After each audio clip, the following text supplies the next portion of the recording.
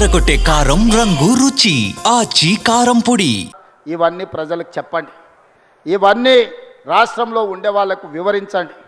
వాడో వీడో వస్తున్నామని ఏడికి రాడు, వచ్చేటోనికి ఇరిగింది ఫామ్ హౌస్లో వండుకున్నాడు. ఇంక వచ్చేటోడు ఎవరు లేడు, లేచేటోడు లేడు, లేచి నిలబట్టోడు లేడు, వచ్చేటోడు చెప్తే నమ్మేటోడు లేదు.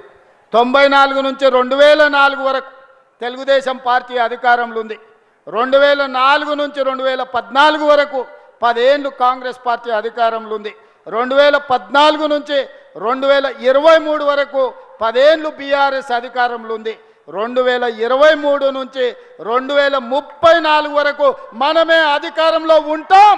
చరిత్ర పునరావృతం అవుతుంది. నేను చెప్పింది జరగకుండా ఉన్నది ఒక్కటి లేదు.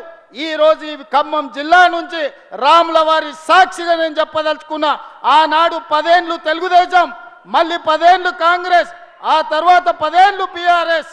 ఈ 10 ఏళ్ళు మనది పేదల ప్రభుత్వం, ఇందిరమ్మ రాజ్యం ఉంటుంది.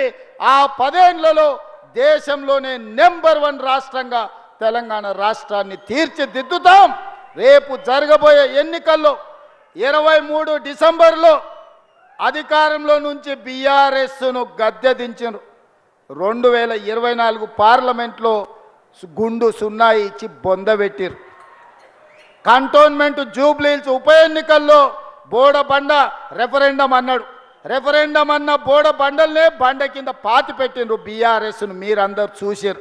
సర్పంచ్ ఎన్నికల్లో 66% ఇచ్చి కాంగ్రెస్ పార్టీని ఆశీర్వదించారు. రేపు జరగబోయే మున్సిపల్ ఎన్నికల్లో కూడా అత్యధికంగా 70% పైగా ఏ విధంగా అయితే ఖమ్మం సర్పంచులు 70% గెలిపించిండ్రో రేపు కూడా ఈ ఎన్నికల్లో గెలిపించాలి.